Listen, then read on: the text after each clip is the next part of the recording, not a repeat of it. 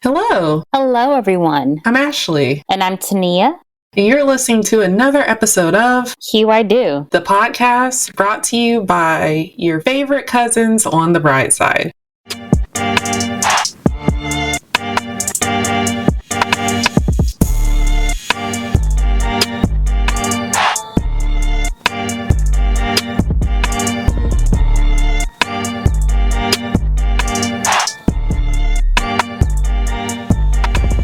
Welcome to another episode of Hue I Do, the podcast that's going to tell you everything you need to know about rehearsal dinners. I am so excited for us to have our very special guest with us today. Guest, would you like to introduce yourself? I'm Keria Stewart, owner of Stewart Events here in Atlanta. I've been working with this business since 2019, so very excited to be talking to y'all today about rehearsal dinners and all of the lovely things about them. Yes, we're so excited to have you on. Yes. This is a topic I don't think people talk about enough, but it's one of those things where it's like you're wedding planning and then boop, oh yeah, the rehearsal dinner. What are we going to do? That's some extra money we weren't thinking about paying for, all those Right. things. And hopefully someone else is paying for it. But yeah, we'll Yes. get into that. Yes, so super excited to have you on. What brought you into the event planning space, if you don't mind me asking? So what's funny is I have 2 marketing degrees, and then when I was in my master's program, they want you to do like an experiential piece. So marketing field is very broad, and I went to one of my professors. I'm like, I need help picking what I want to do, and she's like, well, I can't help you until you narrow it down. So I was like, I don't know, events sound interesting. And she calls a friend, and he was working in the wedding industry. He was a florist, so I started shadowing him, seeing weddings. So I was kind of on the decor side, and then I was like, wonder what those planners are over there doing. And then I transitioned over there, been a wedding planner ever since. Love that. You are doing the good work. I'll just say that, because being a wedding planner is not for everybody. It is Not for the weak. It definitely isn't. I love it though. I'm like really detail oriented, so I know it's a lot and it's like a long process, especially full service. Like you're working for 12, 15 months sometimes, but it's fun. It's stressful, but it's fun. Like it pays off when you get them to the wedding day and everybody's happy and having a great time. It's like, that's what I do it for. Exactly. That's why. Perfect. Well, we are going to now go into our favorite segment, which is this or that. We've been doing this now for what, I guess 2-3 years almost of this 3 or that. years. Yeah. And so we're going to keep it going in this new season of Hue I Do, but this time we're going to do 2 rounds instead of 4, but it's still your favorite game, just like the Instagram game where you pick between one option or the other and you explain why. And because you are our very special guest, you're going to go first, and then Taniah is going to answer, and then we're going to start back up. And then once we're done with that, we will dive into all things rehearsal dinner. So to get started, what would you prefer? Would you prefer to have a rehearsal dinner at your favorite restaurant, like the restaurant y'all go to all the time, or your rehearsal dinner at a restaurant you've never been to before, but you've heard was really good? As much as I love switching things up, I'm going to go with the familiar restaurant because what if the food's not good? Or what if the service isn't good? Or, I need this to be a decent, like a good, happy moment. So I'm going with familiar. Okay. Love that. What about you, Taniah? What are you going to do? I feel like I would also do the same because, like you said, service is everything, especially if you are inviting a lot of people, like your bridal party, but depending on how big your bridal party is, you want to make sure that, everything is on point. Although my rehearsal dinner, I had never gone to the restaurant, but my in-laws had. So, it was kind of like toss up. But at that point, I didn't really care where we went. You're at the end of the road at that point. I will say, where you went, that fish, I think it was a bass. Yeah, it just melted in your mouth. Yes. I've been chasing that feeling ever since. It was so good. So good. I think we went to this place now. Is it La Petite? Was it La Petite? No. Yeah, Petite Violette. But of course it's a French restaurant, but it was good. I know we're not pronouncing the name correctly, but the food was divine. If you're in the Atlanta area, please check that out, especially if you enjoy seafood. I'm sure the other food was good too. Yeah. But And they have a nice little back area. Oh yeah, no Yes. problem. You don't have to get too dressed up if you don't want to, but you can. Like it's whatever vibe you trying to go for. But okay. All right.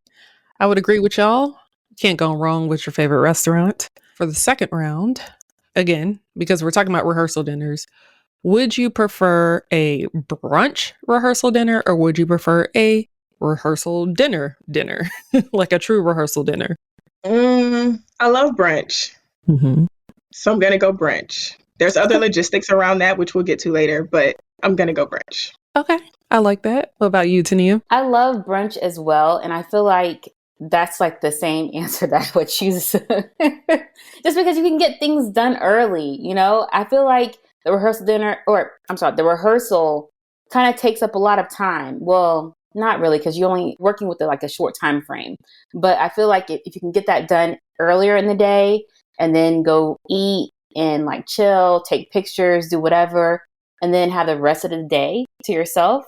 Like, I feel like that's like the perfect type of schedule, but so brunch.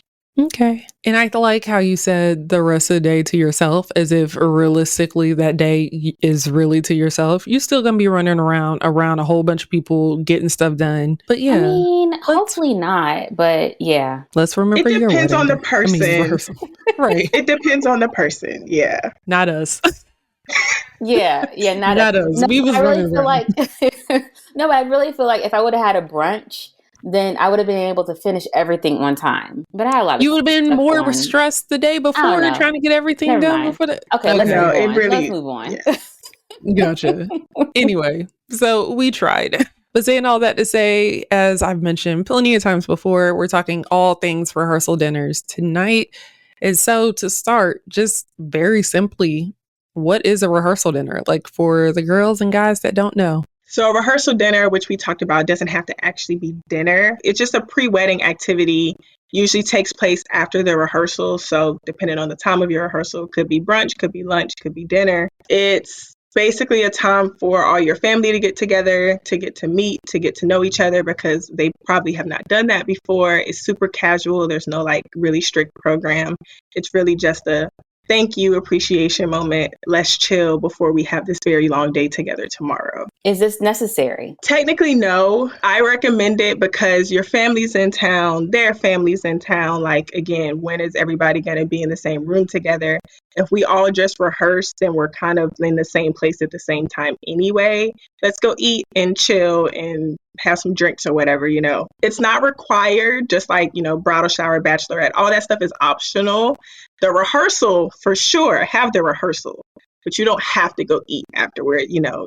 There's budget and there's logistics. Who's in town? Who's busy? What do y'all have to do tomorrow? Are you starting at 5 a.m.? Like all of that stuff comes into play. But if you can fit it in, it's nice to have your people together for a meal to kick it before, again, a very long day tomorrow. So that brings me to the next question. Who do you invite to the rehearsal dinner? Like, well, one, do you invite people? Is this just open for anyone or like who is actually there? So bare minimum would be everybody who came to rehearsal. So the wedding party, your parents, your siblings, anybody who's like in the actual ceremony. If you want to extend to their plus ones, you can do that. If you have like close knit family from out of town, so say your grandma flew in from far away, or your best friends here, like if they're not in the wedding, but they're close to you, you can have them there too. Definitely no need to invite the entire wedding because they're going to be there the next day. But like close out of town family, wedding party, again, if you want to invite their plus ones, boyfriends and stuff, like you can do that. But I recommend to keep it small because it is like a get to know you, we're chilling kind of thing.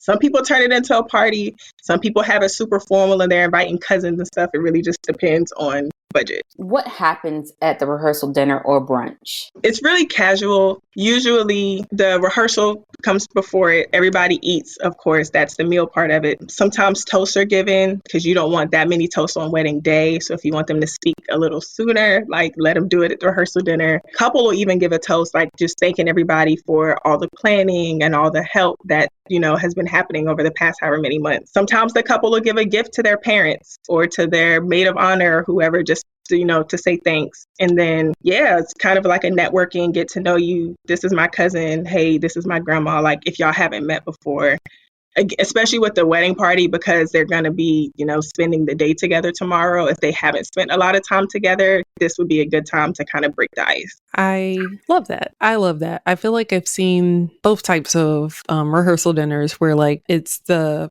guest giving the toast and then also the version where it's like the couple giving the honors or I guess toast to particular people in the room. I love it either way. So who pays for this though? Because if we're paying for the whole wedding, we're paying for everything else. Like who is going to drop these coins for this rehearsal? Or is it like, is somebody supposed to do it? Like if you want to do traditional, it's like the groom's family. Depends on how traditional, us younger Americans kind of get away from all of that stuff. Typically, it's not the couple. It's usually a gift to the couple from parents or grandparents, or like if your aunt can host it in her backyard, if she has like a decent sized backyard or something like that. It's usually not the couple paying for it. So that's another like appreciation. If your parents paid for rehearsal dinner, you can stand up and say, hey, mom and dad, thanks so much for, helping us to this point. And thank you to my maid of honor. And thank you to the best man, all of that stuff. But yeah, typically not the couple, because you're right. You've paid for a lot of other things along the way. I've even seen where one of my couples, their mom surprised them with the rehearsal dinner. So they didn't know they were having one. And after rehearsal, they're like, oh, we're going down the hall. And then they're like, what's going on? Why is everybody going down the hall? And it was like, that was sweet of them to do that. We definitely did it the traditional way. My husband's parents, my in-laws, paid for the event. And honestly, like the next day, because I am half Liberian, my parents also threw like a little barbecue after the wedding, and they actually were the ones to coordinate that. So I'm happy like that, that was like a burden that was lifted off of me, because I did not have it in me to plan that as well, because there was just so much going on that day. So yeah, so definitely, hopefully you have someone else planning that. Yeah, and like you said, just everybody's in town. So I've also seen where people have something the day after the wedding or like the morning after before everybody flies out, like because we're all here. So let's, have another meal. Let's do a brunch or a breakfast or something before everybody heads out of town. So that's a good alternative. If you can't do rehearsal dinner, like maybe do it the day after the wedding before everybody leaves. Toniah and I did too. So Toniah did at the restaurant and I did it at a hotel, which I'm sure there may be differences or similarities there, but I know for us, like doing it at the hotel meant that, of course, we can't like really bring in outside food. I think we were able to bring in like a cake and like dessert, but that was pretty much it. That also meant that, we're having to go with their pricing and their requirements and things like that. And we didn't necessarily do a tasting beforehand. So we were just praying that the food was good, and it was, thank goodness. But you never know. But I've heard of people that they have it at a house, or they have an event space, or maybe they rent it like Airbnb. And so everybody just goes there, or maybe they like sometimes the venue has a space that they can like do the rehearsal dinner at, or brunch, or whatever the rehearsal meal. But I never thought about that. And I never thought of it being like a real kind of, this is a chill thing. Y'all don't have to get dressed up for this. This is just one last good time. A thank you to the closest folks. Be blessed. Now it's time to go ahead and do this thing. Another thing that I did, I had my cousin who is a photographer to come and take pictures of that day, just because I feel like that's like one of the days that people really don't document that well. And so it's kind of like you have, of course, like the phone pictures or whatever, but you don't have like a lot of candids, And so I wanted to make sure that I had that memory, even though we had a memory. But, there may be one day where I may not remember that day. So I had him to come out. So you can always do that as well. I don't know if that's a thing, but just because it goes by so fast. Absolutely. Yeah, it's great that you have those pictures. I was just thinking that like all these things are customizable. Like I said, same with the bridal shower, same with bachelorette. Some people don't do them at all. So it's just, you could do a DJ if you wanted one. You could do a little bit of decor, like some centerpieces, definitely like a caterer or some sort of food bar service. But photographer is definitely a good idea just to have those moments, like you said, candids of everybody getting together. because people will record it on their phones, but it's not quite the same. And then the wedding day pictures, everybody's like, super polished and posed. So having those candids is nice. For rehearsal dinners, I guess this is kind of like a twofold question. Do you have to have / does your planner or coordinator, do they have to do this? Is this a part of like the wedding day, I guess, services or wedding event services that they provide? And if not, do you need one for like the dinner? I think in a lot of full service packages, it is in there.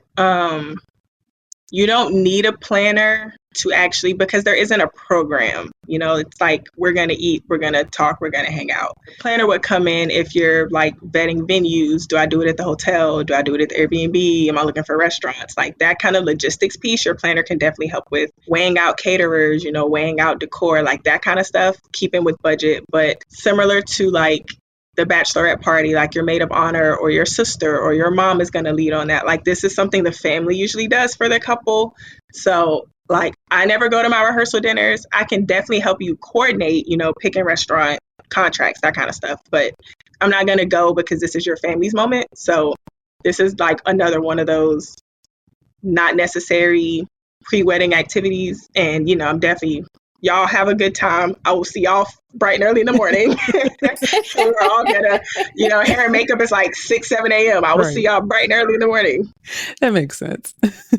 Any advice for those who are planning a rehearsal dinner? Any advice for the parents or for like the bridal party who is hosting the rehearsal dinner? Any advice there? I would say the authenticity of like, is this a chill couple? Because then this can be a chill rehearsal dinner. Is this a really, elegant formal wedding tomorrow? Then let's do it. It doesn't have to be a big production. It really is a chill, like, let's get together, because rehearsal was probably, hour and a half. Everybody's fresh off of rehearsal. And there's a very long day tomorrow. Like I said, women usually start hair and makeup like 6, 7 o'clock in the morning. So like, it doesn't have to be a very big production. It can be chill. It can be low key. It's just about spending time together. So it can be in a backyard. It could be in a back room at a restaurant. Like you don't have to do this whole big budget spend to make it something meaningful. So I would just say keep that in mind. It's just the focus on, let's eat something and let's spend some time together. Call it a night. Because like Toniah was saying earlier, some brides really want to go to bed because they don't want to have a long night. So let's wrap this up so I can go lay down so I can be happy tomorrow. Right. And that's exactly what I needed, but it didn't work out that way. I wanted to go to bed, but it's all good. Yeah. Or some people want to turn up, some people want to go out. Oh, yeah, that's true. One last time. Absolutely. Yeah. I've had couples, they didn't do a rehearsal dinner and then everybody went to the club and it's like, okay. And then after the wedding, like they're going to, the day after the wedding, they all went to brunch or something. So you don't have to do a rehearsal dinner. If everybody's like, hey, we all going to take a nap and then we go into the club, do that. That's, totally up to y'all. It's totally customizable. So be whatever you need to be. I have one more question. Have you ever heard of someone having a rehearsal dinner or like a rehearsal meal without doing the rehearsal? Because how'd that work? You can. I think logistically it depends on the timing, especially because some weddings are like multiple days. So like the rehearsal dinner might be on Thursday, but rehearsal's on Friday, and then the wedding's on Saturday. Like it really just depends on the scheduling. But yeah, I guess if it's not a rehearsal, do you call it a rehearsal dinner without the rehearsal? Right. It's just dinner. Yeah. Okay. That was a good one. I appreciate that. All right. Well, we're going to move into wedding vendor love. Keria, who would you like to shout out this week? I am shouting out Danielle and Sierra from Mood Design and Events. They are they do design, they do event planning, they do coordination. Definitely love working with them. A few of my couples have used them for decor. They are completely like, what do you need? They're flexible. They work with your budget. They work with your taste. They work with your style. Like, great to work with. Very professional. So definitely shout out to them. They're on my list. Perfect. So where can the good people find you if they need help with their wedding or their rehearsal dinner, or if they are planning an event and they are in need of some good services? Tell them where they can find you. I am on Instagram at K Stewart Events, no punctuation. I'm on Facebook at K Stewart Events. I'm on Pinterest a little bit. So yeah, shoot me a DM, fill out the consultation form. My website is kstewartevents.com. All the information is there. Perfect. Well, thank you so much for this. I feel Yes, like thank you. you're going to help the good folks out with their wedding planning journey. Don't forget to follow us everywhere you can. We're on TikTok, Instagram, Facebook, Twitter, and even YouTube. You can find us at HUIDOWED, which is Hue I Do Wed, or at Hue I Do Pod, which is HUEIDOPOD, on pretty much any of those platforms. In addition to that, if you want to know more about any of the amazing wedding vendors we've shouted out, or any of the really cool wedding vendors we've had on the show as guests, or just some awesome wedding vendors in general that maybe you don't know of, head to find.hueido.com. There, you're going to find over 600 wedding vendors that can help take you to your happily ever after. And no matter where you listen to Hue I Do, if you could, please leave us a review. It will help other bride-to-bes and other people in the wedding planning space find a podcast that speaks to them as much as Hue I Do speaks to you.